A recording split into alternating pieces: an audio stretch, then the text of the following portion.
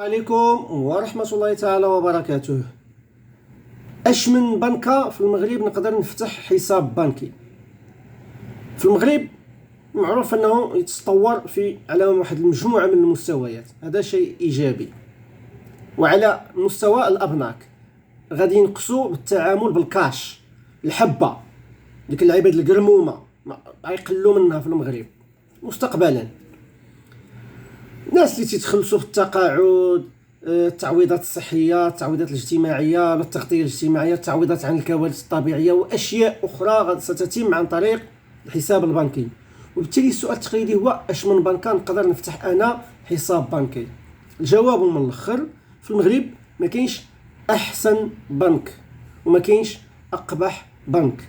يكذب عليك الكذاب، ليس في القنافذ املاسه حتى زين ما خطاتو الاولى. هذا البنك مزيان في واحد الحاجه وهذا البنك خايب في واحد الحاجه واحده اخرى. ما نمشيش نفتح حساب بنكي حيت جيراننا خدامين تما، ولا خويا خدام تما، ولا الوالد حال كونط تما، ولا صاحبي، ولا الى اخره. نسول راسي انا شنو خصني من ديك البنكه، نمشي نضرب دوره على البنوك ونسول ونقلب على راسي. الاداء الالكتروني، واش الباي بال خدامين بالباي بال، البايونير اللي عنده سميتها التجاره الالكترونيه، الدروب شوبينغ.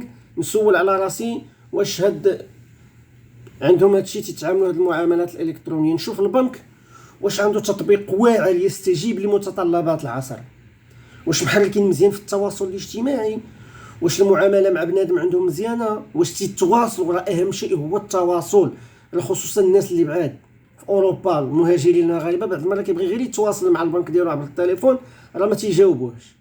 اذا نشوف هاد الاشياء هادي واش كاينه. كاين عامل واحد اخر هو القرب الجغرافي، خصوصا الناس اللي عندهم مشاريع صغيره، فارماسيان، حانوت كيجيب ليه الرزيق، قهوه، ريستورون.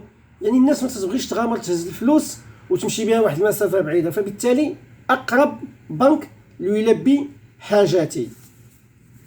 نقلب كذلك على القروض اللي كيعطي اقل فائده. ان البنوك بحال غادا تمشي تشري سروال، خصك تضرب على راسك، ولا غتشري صبغيره ضرب على راسك، ما يدوخوكش بديك صافا مسيو بونجور بونسوار، لانك انت راه غادي تحط فلوسك عندهم. اذا نقلب مزيان على شنو خصني من البنكه، ونقصد اي بنكه بوجه احمر. فبالتالي كيبقى احسن بنك وهو البنك الذي يلبي حاجتي انا الخاصه. نتمنى يكون الفيديو مفيد، والسلام عليكم ورحمه الله تعالى وبركاته.